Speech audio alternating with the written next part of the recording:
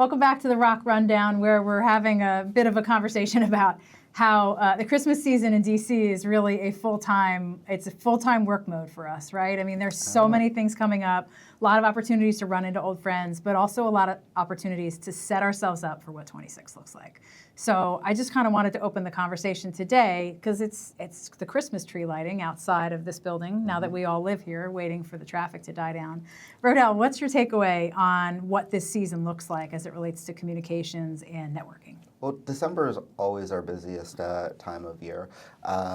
Clients just looking at what the next year looks like, trying to get those plans together, looking at new clients, and this is really kind of the time where folks are just really starting to think about what is their agenda and whether or not they have the right firms in place. So we spend a lot of time and yes, a lot of parties and a lot of networking, but it's still at the same point in time, you gotta love this time of year. Yeah. Ron. It's always a December to remember, Lisa.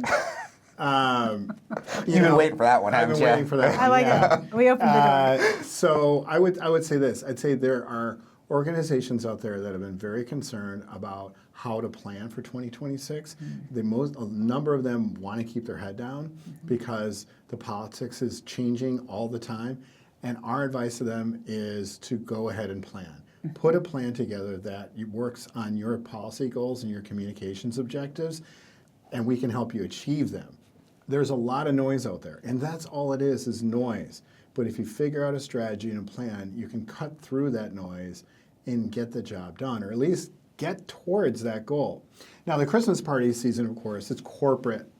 It's very corporate-heavy holiday parties where we're running into a lot of different folks, and there are a lot of different opportunities. One of the messages we keep getting at is we're putting a plan together. We'd like to talk to you more about it because you have strategic insights, and we need a thought partner to help achieve those goals. And so we often leverage those conversations into meetings and then into opportunities that turn into clients long-term. The one thing I'll say is that I think because there's so much networking that goes on, it's really smart to walk out of whatever it is you are at and write yourself a note. Like, who did I see and who should I follow up with? Because tomorrow morning you'll be back at another opportunity, whether it's a breakfast or there's so much happening right now that the best notes I'm giving to clients and to colleagues is don't forget to take a note to yourself because there'll be something that you want to follow up with. If you run into a client and you want to follow up because it's happening, if there's something that you learn from a journalist or another colleague, assets or resources or information that's really useful to internal, don't forget to take notes because this is probably a really good time to be thinking about messaging too and what's coming up for next year. Yeah, there are two ways you can think about this season, right? One is that, this is exhausting. I've got to go do this and I got to do that. The other way, and this is the way that I tend to look at it, is this is energizing. You're seeing people, you're running into people that, you've wanted to see for a while. You haven't hey, let's get a coffee. Let's get this. You don't see them. You see it at one of these parties. You start reconnecting. You start talking about work and just very energizing. And then to your point, you follow up and you have those conversations. So, really looking forward to these next few weeks.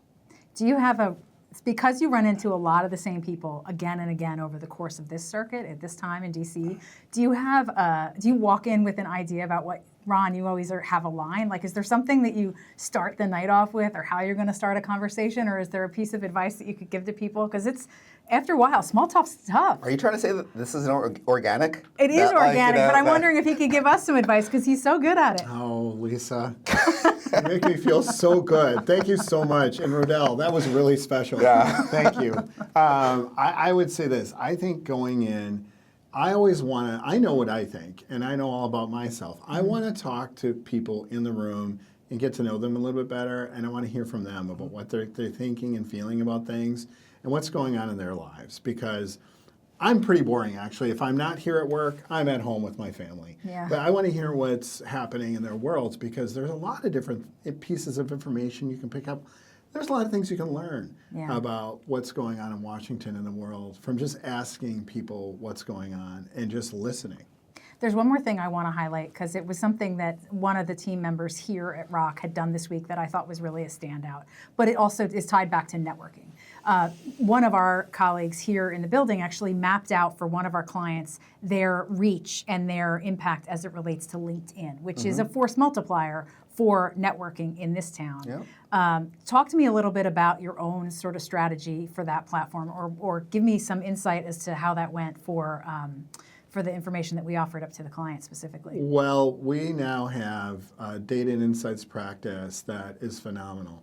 You know, it's really fascinating. When our team meets with a client, they come away thinking about what kind of tool should I be inventing to help them? And so out of that, we created an executive visibility tool that can literally map out where our client sits versus that person's peer set or competitor set on social media and mainstream media, all other places where they need to show up their executive presence. So we can tell them, it's almost a SWOT analysis.